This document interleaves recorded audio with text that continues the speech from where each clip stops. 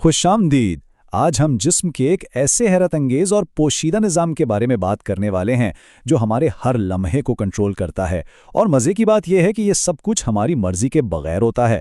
जी हाँ, ये है ऑटोनॉमिक नर्वस सिस्टम, यानी हमारे जिस्म का अपना खुदकार कंट्रोल सिस्टम। जरा एक लम्हे के लिए सोचें, कैसा हो अगर हमारे जिस्म में अपना एक ऑटो पायलट लगा हो। एक ऐसा सिस्टम जो सांस लेने से लेकर दिल की धड़कन तक सब कुछ खुद ब खुद संभाल ले और हमें इस पर कभी ध्यान ही ना देना पड़े।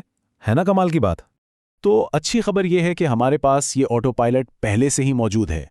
इसका नाम है ऑटोनॉमिक नर्वस सिस्टम, या शॉर्ट में कहें तो ANS। यही वो सिस्टम है जो हमारे तमाम गैर इरादी कामों को, जैसे दिल का धड़कना, ब्लड प्रेशर और यहाँ तक कि हाजमे को भी बिल्कुल खामोशी से पसे पर्दा कंट्रोल करता रहता है। तो आइए अपने इस अंदरूनी ऑटो पायलट की दुनिया में गहराई में उतरते हैं और देखते हैं कि आखिर ये जादुई निज़ाम काम कैसे करता है। अच्छा, इस पेचीदा सिस्टम को समझने के लिए ना हमें पहले उसकी बुनियाद को जानना होगा।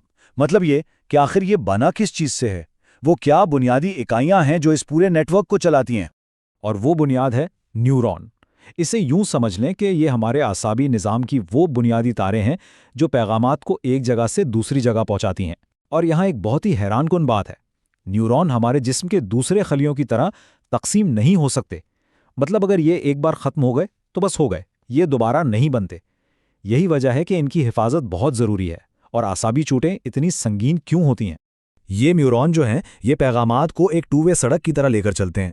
कुछ न्यूरॉन जिन्हें हम मोटर कहते हैं, वो दिमाग से हुक्म लेकर जिस्म तक पहुंचाते हैं, यानी पैगामात बाहर। जबकि दूसरे जिन्हें सेंसरी कहा जाता है, वो जिस्म से मालूमात इकट्ठी करके दिमाग तक लाते हैं, यानी पैगामात अंदर। अच्छा जी, तो अब आते हैं सबसे दिलचस्प हिस्से पर। ऑटोनॉमिक नर्वस सिस्टम को समझने का सबसे बेहतरीन तरीका यह है कि इसे एक गाड़ी का एक्सेलरेटर और ब्रेक समझा जाए। इस सिस्टम का एक्सेलरेटर है सिंपैथेटिक सिस्टम। ये वही मशहूर ज़माना लड़ो या भागो वाला निज़ाम है जो किसी भी इमरजेंसी की सूरत में जिस्म को तैयार करता है। ये बिल्कुल ऐसा है जैसे गैस पेडल दबाकर जिस्म को फुल एक्शन के लिए तैयार कर दिया गया हो। और दूसरी तरफ है ब्रेक, यानी पैरासिम्पैथेटिक सिस्टम। ये आराम करो और हजम करो वाला निज़ाम है। जब खतरा टल जाता है तो ये ब्रेक लगाकर जिस्म को दोबारा पुरसुकून करता है और तवानाई बचाता है। यहाँ हम साफ साफ देख सकते हैं कि ये दोनों निज़ाम कैसे एक दूसरे के बिल्कुल उलट काम करते हैं। जब एक्सेलरेटर यानी सिंपैथेटिक सिस्टम आंख की पुतली को फैलाता है ताकि खतरे को बेहतर तौर पर देखा जा सके, तो ब्रेक यानी पैरासिम्पैथेटिक सिस्टम उसे वापस सिकुड़कर पुरसुकून हालत में ले आता है।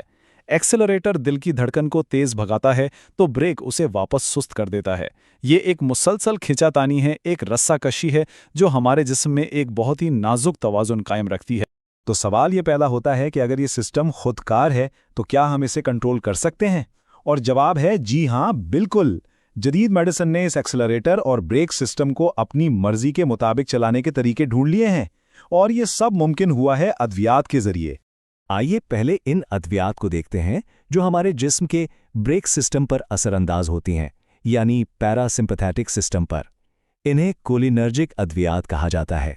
मिसाल के तौर पर एसिटिलकोलिन जैसी अद्वियात हैं जो सीधा सीधा ब्रेक पेडल दबाती हैं, जिससे दिल की धड़कन सुस्त हो सकती है और जिस्म पुरसुकून हो जाता है। जबकि एट्रोपिन इसके बिल्कुल बरक्स काम करती है। ये ब्रेक को ही समझने के जाम कर देती है, जिससे जिस्म पर एक्सेलरेटर का असर हावी हो जाता है। इसे अक्सर इमरजेंसी में दिल की बहुत सुस्त धड़कन को तेज करने के लिए इस्तेमाल किया जाता है। अब चलते हैं एक्सेलरेटर सिस्टम की तरफ। वो अद्वियात जो सिंपैथेटिक सिस्टम पर असर करती हैं उन्हें एड्रीनर्जिक अद्वियात कहते हैं। इसकी सबसे बेहतरीन मिसाल एपिनेफ्रिन है, जिसे एड्रेनलिन भी कहते हैं। ये एक्सेलरेटर को पूरी ताकत से दबाती है और जिस्म को शदीद हंगामी हालत के लिए तैयार करती है। दूसरी तरफ प्रोप्रानोलोल जैसी दवाएं हैं जो इस एक्सेलरेटर के असर को ब्लॉक कर देती हैं, और इसीलिए ये हाई ब्लड प्रेशर और बेचैनी को कंट्रोल करने में इतनी मौसर साबित होती हैं।